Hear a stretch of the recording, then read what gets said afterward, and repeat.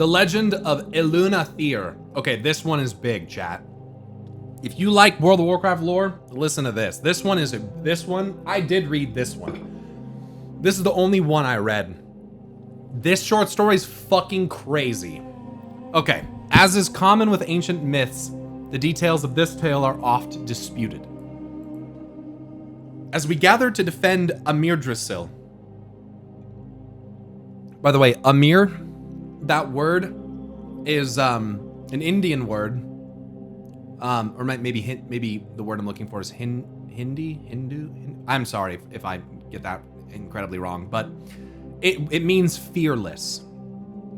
Fearless, which I think is interesting because Amyrdrasil, the dream, like, what can the dream be turned into? The nightmare, right? Which is all based of fear. That's what a nightmare is. It's all something based out of fear. So it's very interesting to me that this original world tree was basically called, fearless. And Drasil means something as well. I can't remember. It's crown. Crown of the fearless, because it's like Teldrassil is like crown of the heavens. Or no, that's Nordrassil. Crown of the heavens, crown of the earth, crown of the shadow is Shaladrassil. So, crown of... Amir also appears in Arabic, and it means prince. So, crown of prince? I don't know. I'm thinking probably more fearless. It seems much more thematic, considering that it's the dream and the nightmare is rooted in fear. So, Amyrdrasil, fearless, I think would make a lot of sense. Crown of fearlessness, crown of courage, even you could change it into.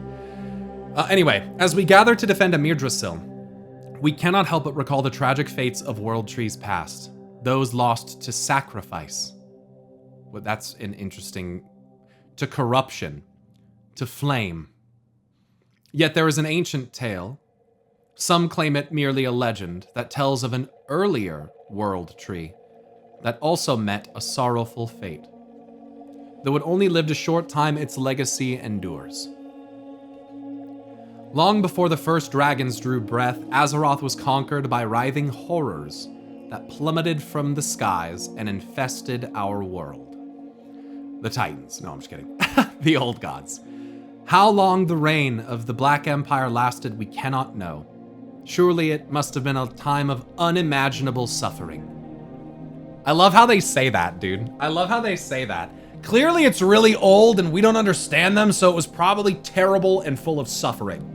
Really? Is that why there are entire civilizations with emperors and empresses that were sprung up from the fucking the very ground upon which old gods sat? Like, are you kidding me? The world trees caused untold suffering too. They did. Dude, the world trees have arguably caused more fucking suffering, been the root of more suffering than fucking anything else. Poor night elves, dude. It's so bad. How long the reign of the Black Empire lasted, we cannot know. But at long last, there came hope. So surely the Black Empire was a time of despair.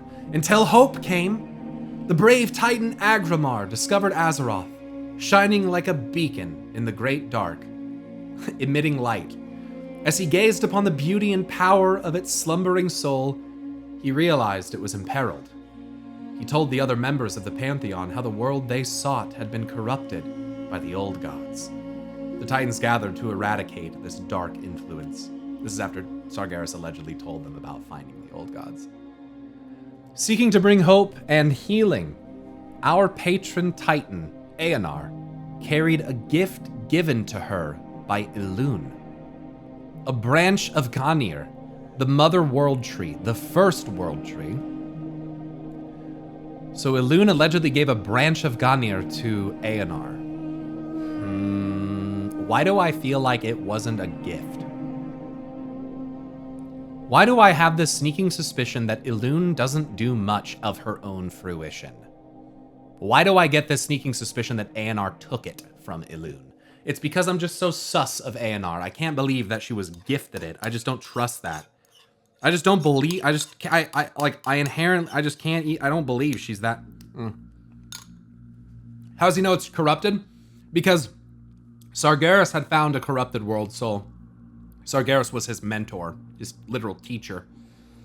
And he had found it, and he destroyed it. He came back and told them. Told the Titans. And they were pissed because he destroyed the world. And Sargeras was really upset that they didn't understand why he acted the way he did.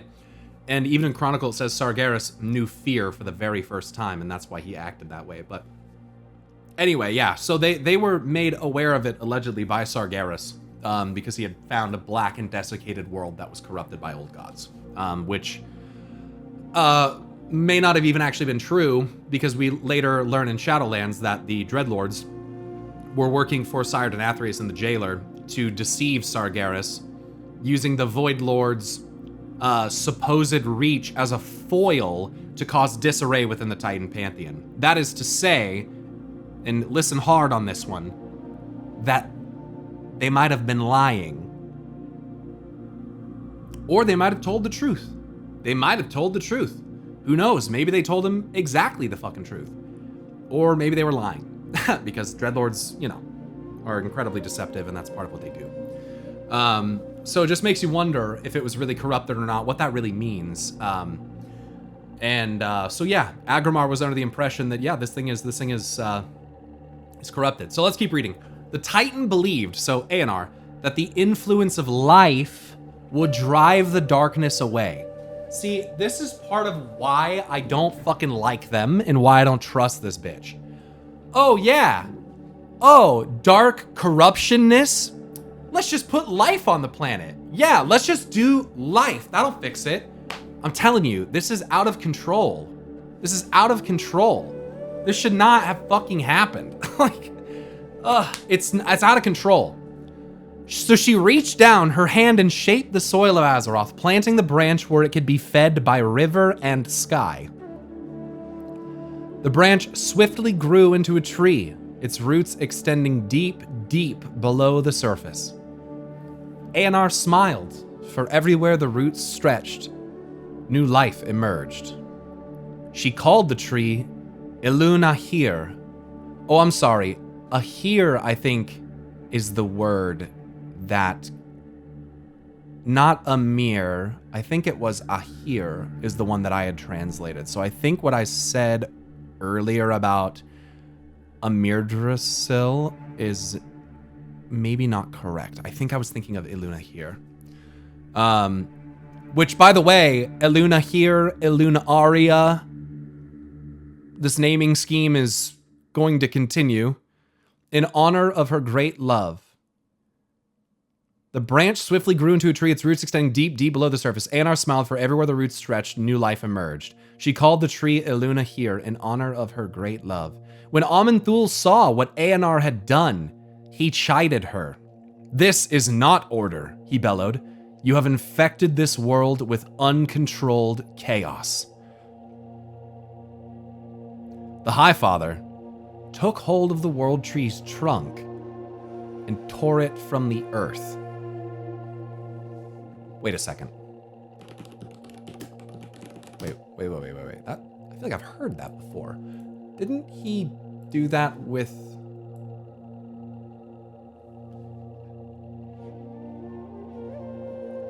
Wait a second.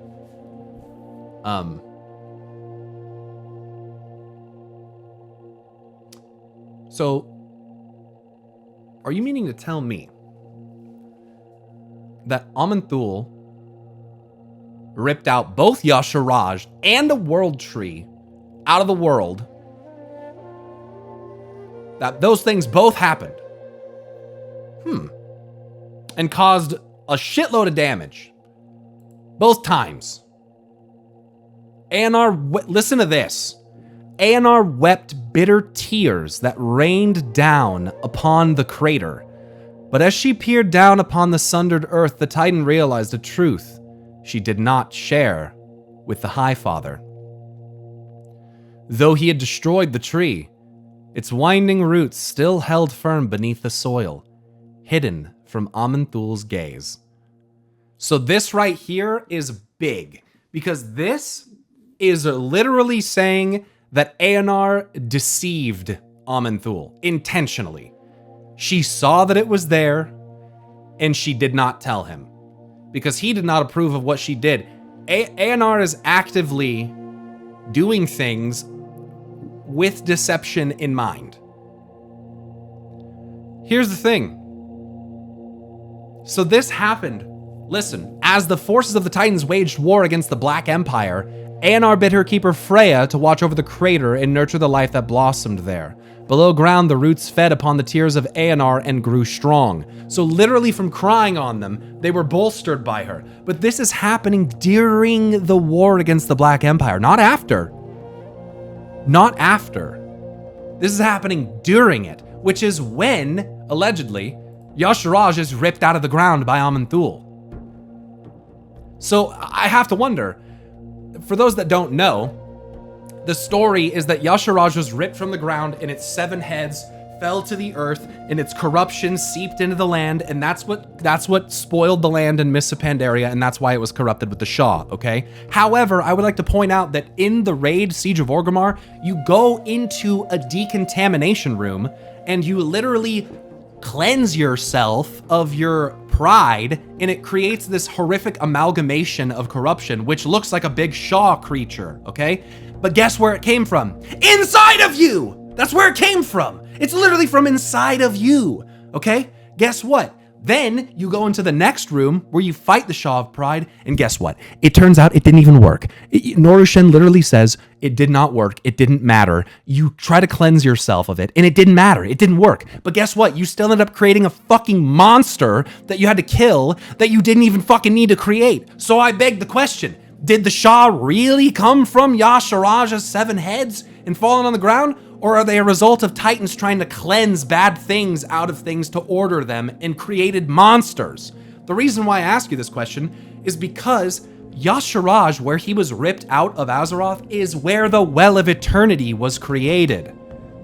So now you might see why this is alarming to me, because this story is telling a story about ANR crying tears into a crater that fucking bolstered it, and she allegedly also sent her own keeper to watch over it and make sure that it was that nothing went wrong with it. I just wonder if this story about Y'Shaarj getting ripped out of the fucking planet is even true, or if Y'Shaarj was the result of this uncontrolled life just going fucking crazy. Could it be a combination of both? I don't know, maybe. But anyway, let's keep reading because there's more. So ANR wept bitter tears that rained down upon the resulting crater. Also want to point out that in Legion, we had the Pillars of Creation, and there were 2 Titans that did not have a Pillar of Creation. Do you guys know which Titans they were? I'll save you some time because I think that most of you will actually know. The 2 Titans that did not have Pillars of Creation were Norgannon, the Dreamweaver is his title, the Dreamweaver. But he also has the Discs of Norgannon, so we posit that potentially those are his relic. And then also ANR, the Lifebinder, does not have one either. ANR's was represented by what we were told was the Tear of Elun, which is actually relevant later, as isn't the Tear of Elun used to like resurrect Ysera or some shit? I can't remember. What do we do with that? What happens with that? Tear of Elun is what makes the new world tree. Ah, that's what it is.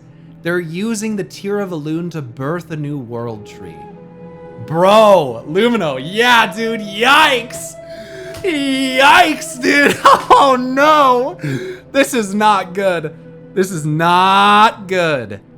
Dude, the more and more that we progress, the more that I feel like ANR might actually be using Elun as a mask.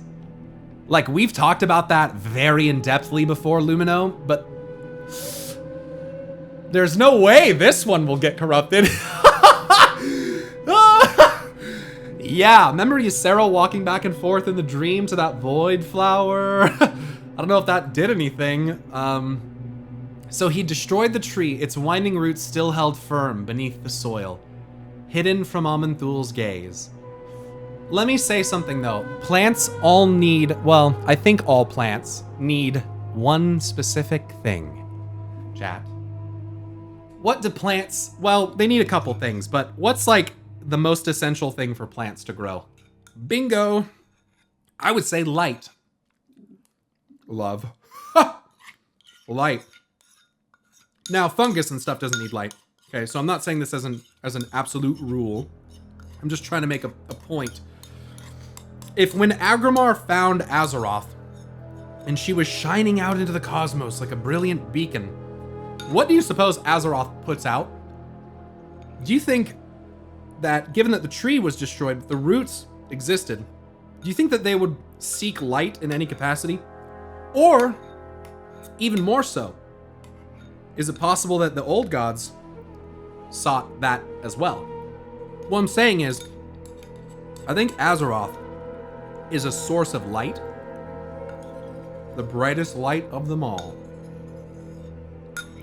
Which is from the 1,000 Years of War short story with Illyria, Windrunner, and Turalyon, where Argus shares with Illyria his memories that allegedly surpass the existence of the universe.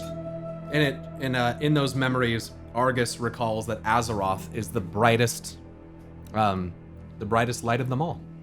That's what Argus tells Illyria, which I think is kind of a fucking huge hint. What exactly do the Titans want from Azeroth? What did Isis want from Ra? Ra, the chief god and sun god, has a secret name, which is the secret to his power. The goddess, Isis, goddess of healing, childbirth, and throne, wants to rule over the earth jointly with Ra. She thought she could get this power by learning Ra's secret name. But Isis ends up poisoning Ra because Ra is too close to the earth and burning people up. So she tricks him to help others. So it sounds like a good thing. But I would posit that Aenar is Isis and Azeroth is Ra. And instead of Isis doing it for a good reason, I think Aenar is doing it for a very selfish reason. That's what I believe. I believe that Aenar has the will of the Titans under her control at this point, at least to a degree. And I think that she seeks to take Azeroth's power. That's what I think. I think she's a usurper goddess who can create life, but cannot create souls, and I think that she wants the power to create souls. She also uses a part of Ra in order to hurt Ra so that she can get his true name by healing him with it. Maybe Elun, since the only thing that can hurt Ra is himself, nothing he created. Aenar is Athena? You mean like Final Fantasy Athena? Because real Athena is not like Final Fantasy Athena at all. Aenar is more like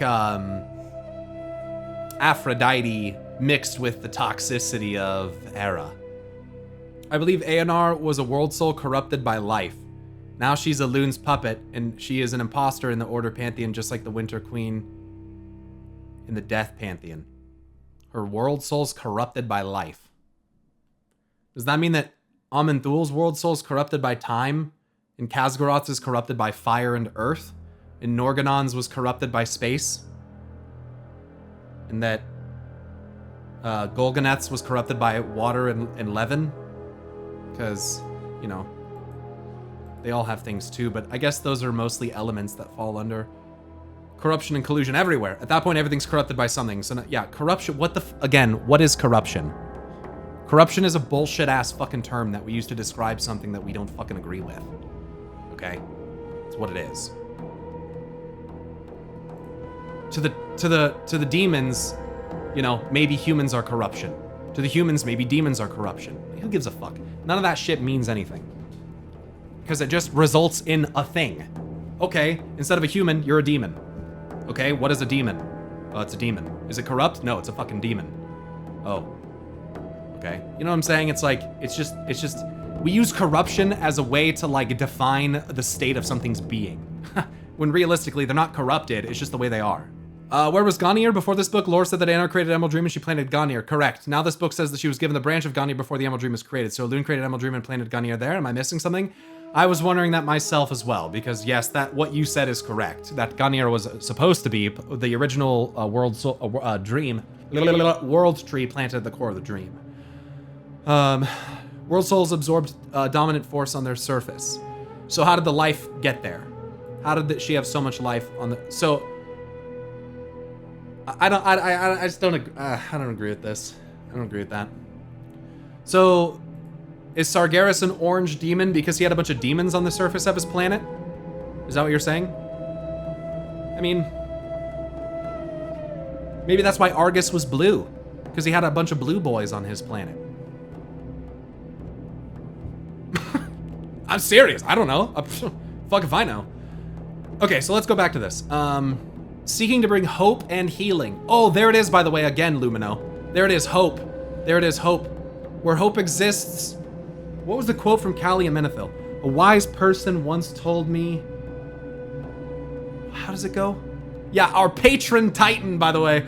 I know, that's weird to pick a patron titan, I guess. But wait a second, didn't they try and say Anar didn't bless Ysera?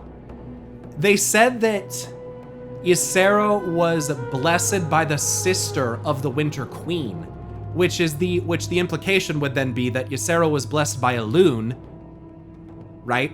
And not Anar. But I think the implication was that... God, it's been so long. I thought the implication was that Anar... No. I thought that it was saying, okay, Anar is the Winter Queen's sister because Ysera was blessed by Anar. That's what was in the lore. But then I think they came out and said that... I think the implication was that Ysera was not blessed by Anar, and therefore it was talking about Elune, not Anar. But if Anar's their patron titan... Hey guys, did you know that there's a character in the game that there's one single character that believes that... Oh, actually, I don't know if he's in the game. He was in the old lore, though. That believed... He was a dwarf, actually, and he believed that Anar was the only god. Did you guys know that? Isn't that so strange? That there's just some random character in the game who just believes that about that specific titan. Now, that could just be coincidental. But, you know, I thought that was kind of weird. That just specifically... it was her, and that he believed that she was the only god. It's just interesting to me that there's like little breadcrumbs left in this game that I think are hinting towards Anar, this titan, not being a very nice lady. And there's, yeah, I think there's a shitload of evidence for it, but I don't know. I also see things in that light. So it's like, it's almost like a little bit of confirmation bias, I think, because I'm applying a thought process to evidence that should be looked at pragmatically and objectively, and not by linking it all to a preconceived notion of a narrative that may not be occurring. So, you know, it's tough. But let's keep reading this. So anyway, Amanthul said that it was not order. You've infected this world with uncontrolled chaos, and in a sense, I think that's true. But I think that the way you bring order to that chaos is a little different than what these guys had in mind. I think something along what Sargeras was doing is truthfully maybe the thing that you needed to do. So he took hold of it, ripped it out, okay? As the force of the Titans waged war against the Black Empire, Anar bid her keeper Freya to watch over the crater and nurture the life that blossomed there. So some people have speculated that this could be Ungoro Crater, which is in close proximity to a Black Empire stronghold, which was on Kiraj. And it's right between Ankaraj and Uldum as well, if I'm not mistaken. So kind of a pinpoint for Titanic activity. I also believe it's been stated that Ungoro Crater was like ground zero for the Titans' experiments with life on Azeroth, if I'm not mistaken. So I think that Ungoro Crater would be my next guess after maybe us being deceived about the Well of Eternity's creation, because that's very alarming. In Emerald... Oh, fuck, Gilgo, you're holy shit! It's that world tree! Holy shit, you're right! It's the unnamed one! I totally forgot about that! Holy shit, he's right! In the nightmare, in Ungoro Crater, it shows a world tree that was not present. I had a whole video about that. Because we don't have a name for it. Is that tree? Is that tree? Is that Elun'athir? Oh, no way! And it was destroyed. It was destroyed. And remember what there was in the middle. Remember what there was in the middle. In the middle of Ungoro Crater now sits a volcano. A volcano that would have presumably effectively burned away whatever was there, which is what had to be done to Andrasil because it was corrupted after it had been felled because they didn't realize that you had to literally burn the tree down to get rid of the corruption, which I hate to say this, but Teldrassil was also corrupted and had been for a very long time. Now, should Sylvanas have burned it down with everyone in it? Probably not, no. But was it something that should have probably been done anyway? Yes. Yes. So, and then you see like Firak as well, okay, who wants to use the world tree to birth a tree of what, shadow flame into the world and like scour the world with flame, okay? Sargeras wanted to burn the world with flame as well. Ragnaros wanted to burn the world with flame as well. Do you see how these things are adding up? How all of the fire entities want to burn the world down and people think that it's just in their nature, but it's not. There's a reason why it's happening, and there's a reason why Sargeras is big orange fire, not green fire, because he's not corrupted fell fire, and orange fire is not fell fire. Don't let anyone convince you of that. They're a fucking idiot. The whole point of fell is that it's green. Anyway, we'll continue. Anar wept bitter tears, okay, into the crater. So I'm assuming liquid. She put liquid into the crater. That's how I'm perceiving this, okay? But anyway, as she appeared on the sundered earth, okay, things grew, the roots, okay, okay. As the forces of the Titan waged war against the Black Empire, Anar bid her keeper Freya watch over the crater and nurture the life that blossomed there. I'm pretty sure we also are told that Freya does do things in Ungoro Crater, and I want to say that's from Chronicle. Redfell, like it's a type of fucking Gatorade. I know, dude. It's fucking ridiculous. The war was long, but in the end, the Titans claimed victory, and Anar was pleased, knowing Elun's legacy would endure. I'm sure you would be pleased, because Elun's legacy has acted as a backdoor for Anar to do whatever the fuck she wants. Think about that. What the fuck is this? Of course she's fucking pleased. It's how she infiltrated everything! It's said that much later, as the world entered a new age, mysterious guardians arrived who dedicated their lives to protecting the roots. But that is a tale for another time. Dude, what if... Do we know who the guardians are that they're talking about? Is that revealed yet, or is that speculative? Because my brain just immediately goes to, like, trolls or elves. The original trolls or elves that appeared along the edge of the Well of Eternity. And maybe they were the original guardians. Maybe that's why Sargeras went for Queen Ashara. Because he knew that the Night Elves, the Highborn, were guarding essentially the root system that created, along with Anar's tears, the Well of Eternity that would be used as a... Dude, that would be fucking crazy. That'd be fucking nuts. Holy shit. That'd be cool. I'd be fine with that. But that's a tale for another time. Interesting. You know what as well? This is WoW. You know it doesn't go that deep. No, it goes that deep. It just goes that deep in a bunch of different directions to the point where you never really get anywhere. Roots work very well at entrapping and entangling things. Yes, they do. I would not be surprised, Lumino, and we've talked about this together before. I would not be surprised if Azeroth's world soul is encradled in a root system. Is basically imprisoned. Yes, yeah, I mean, yeah.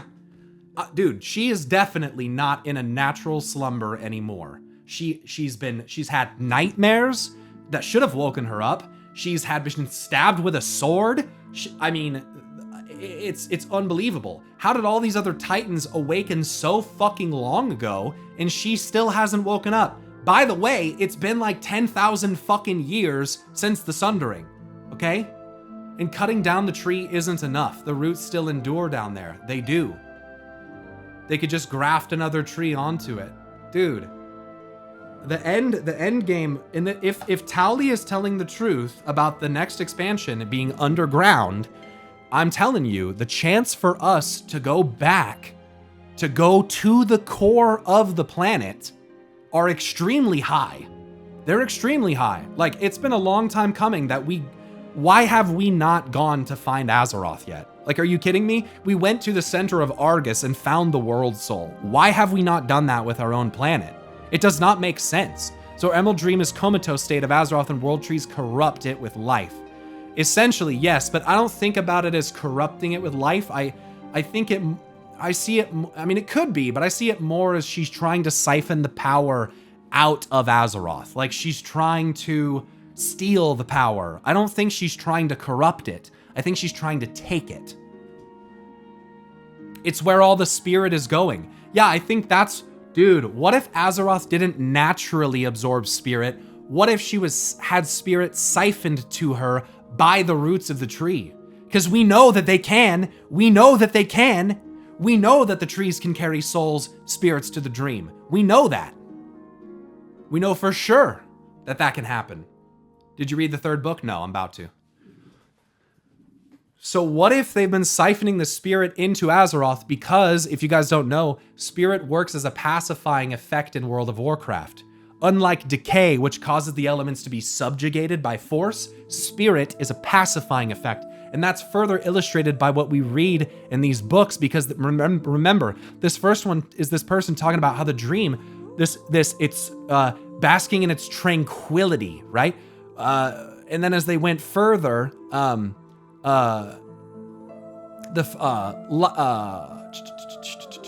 where is it? I felt the presence of entities whose power seemed vast and unknowable, akin to the Titans themselves. Maybe it was the fucking Titans themselves. Who knows? Who knows if it isn't the Titans themselves? Had I reached the edges of the dream where it flows into the realms of life? Are they one and the same? Truly. I cannot, for as waves of joy and contentment washed over me, I could no longer resist the call of sleep. That, to me, I just think of that on a macro scale. If they can make Azeroth feel joy and contentment, they can keep her asleep for as long as they want to.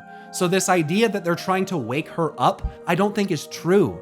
I think, in fact, the Titans are doing the exact opposite.